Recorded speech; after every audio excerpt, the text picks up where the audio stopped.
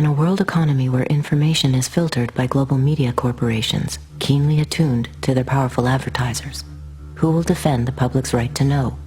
And what price must be paid to preserve our ability to make informed choices?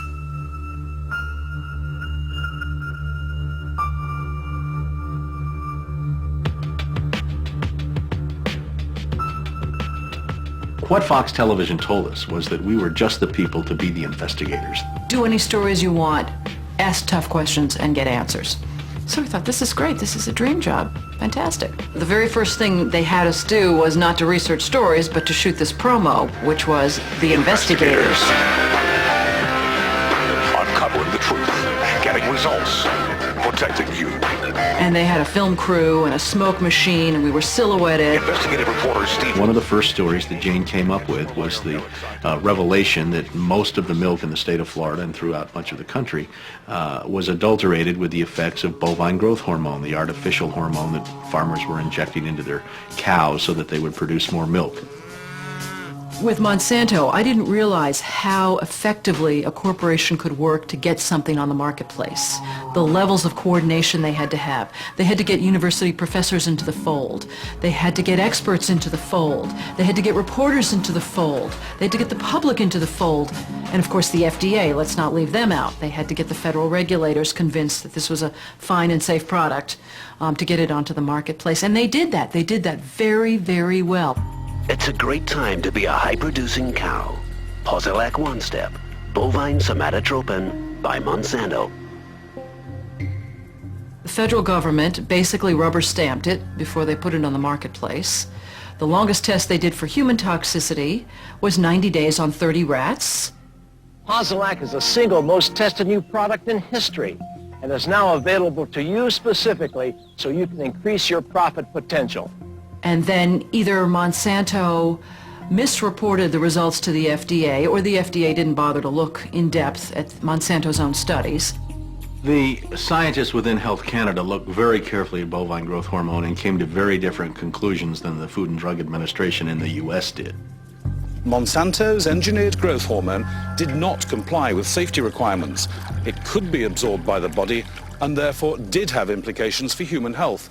Mysteriously, that conclusion was deleted from the final published version of their report. They knew there were problems. They saw serious potential human health problems, and they stood up in Canada and said, we're not going to approve this because we don't believe it's safe. We have been pressured and coerced to pass drugs of questionable safety, including the rBST.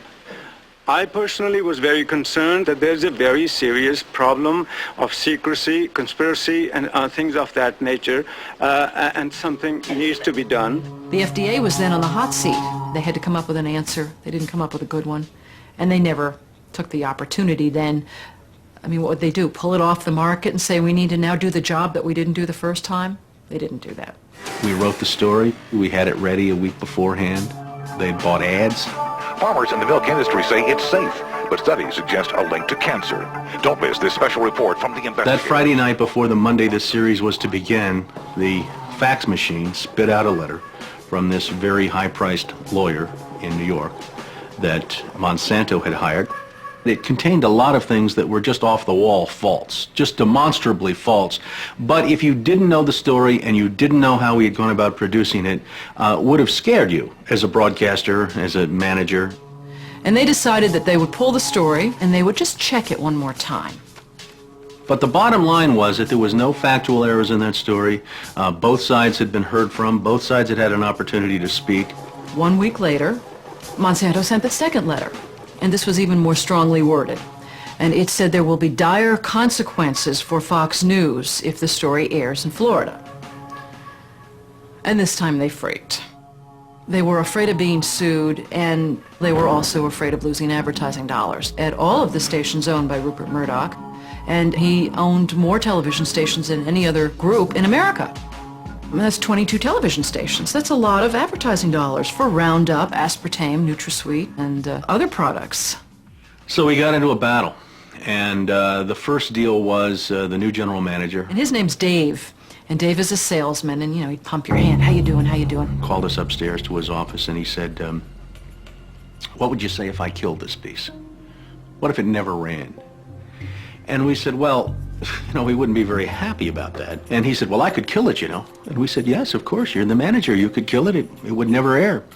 And he's hemming and he's hawing and he's back and he's forth. And we couldn't figure out, what is this all about? And finally he blurted out, look, would you tell anybody? I said, I'm not going to lie for you. About a week later, calls us back to the office and says, okay, we'd like you to make these changes. In fact, you will make these changes. We said, well, look, let us show you the research that we have that shows that this information you want us to broadcast isn't true. To which he replies, I don't care about that. I said, pardon me? And he said, that's what I have lawyers for. Just write it the way the lawyers want it written. I said, this is news. This is important. This is stuff people need to know. And I'll never forget, he didn't pause a beat, and he said, we just paid $3 billion for these television stations. We'll tell you what the news is. The news is what we say it is. I said, I'm not doing that. And he said, if you refuse to present this story the way we think it should be presented, you'll be fired for insubordination. I said, I will go to the Federal Communications Commission and I will report that I was fired from my job by you, the licensee of these public airwaves, because I refused to lie to people on the air.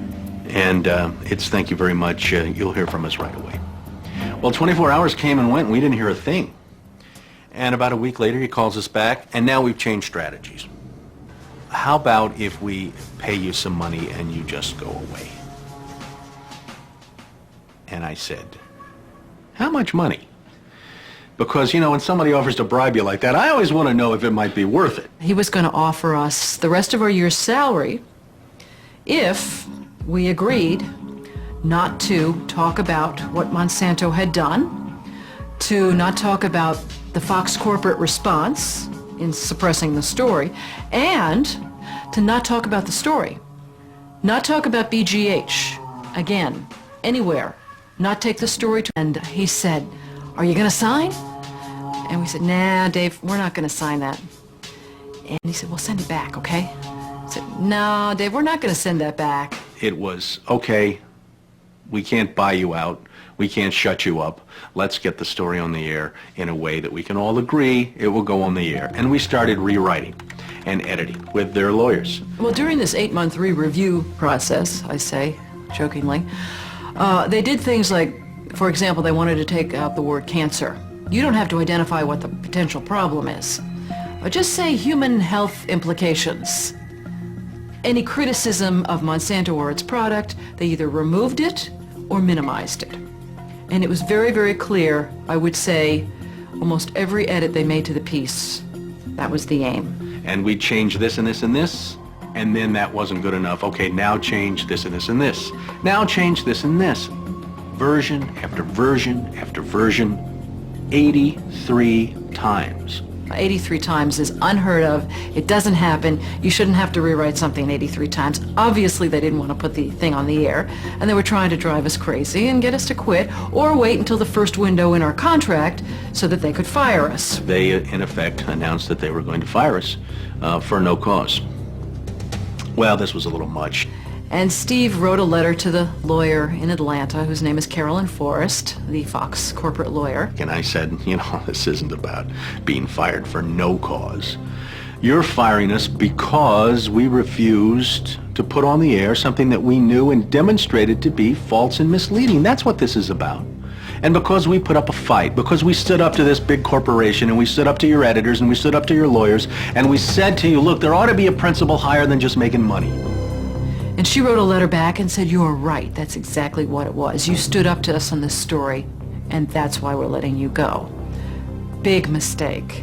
Big mistake. That says retaliation. You can't retaliate against employees if they're standing up for something that they believe is illegal, that they don't want to participate in. So that gave us the whistleblower status that we needed in the state of Florida to file a whistleblower claim against our employer. What Fox neglected to report is this. Jane sued Fox under Florida's whistleblower statute, which protects those who try to prevent others from breaking the law. But her appeal court judges found that falsifying news isn't actually against the law. So they denied Jane her whistleblower status, overturned the case, and withdrew her $425,000 award. Canada and Europe have upheld the ban on rBGH, yet it remains hidden in much of the milk supply of the United States.